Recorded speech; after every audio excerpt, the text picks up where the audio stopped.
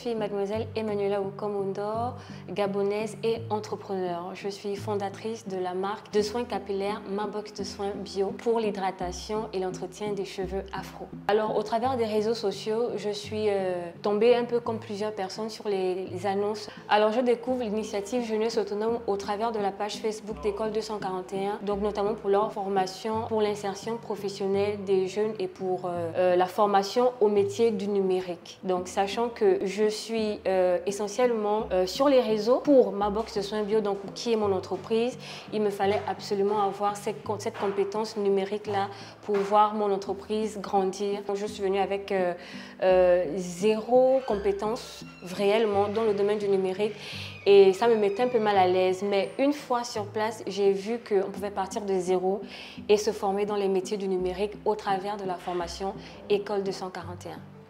La première période à École 241, qui est la prairie, a été très difficile parce qu'on ne dormait pas, clairement.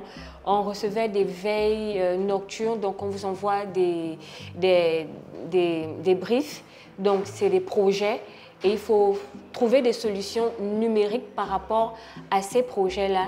Mais au travers de la formation à École 241, j'ai vu qu'avant de pouvoir se lancer sur les réseaux sociaux, il y a toute une étude à faire, notamment l'étude du persona, de savoir à qui est-ce qu'on s'adresse, pour qui est-ce que son produit est, pour qui est-ce qu'on propose une solution et quelles sont les attentes de cette personne-là. Donc au travers de la formation à École 241, j'ai pu bien discerner qui était ma cible dans mon entreprise et comment est-ce que je pouvais mieux m'adresser à cette cible et donc mieux la toucher. Le premier mot qui me vient à l'esprit lorsque j'arrive à École 241, c'est challenge.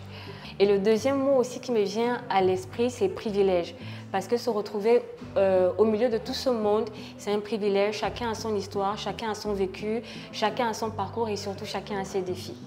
Selon mon expérience, sortir de sa zone de confort me ramène à plusieurs choses. Déjà, c'est d'oublier catégoriquement toutes ces peurs et toutes paroles limitantes qui peuvent monter dans son esprit.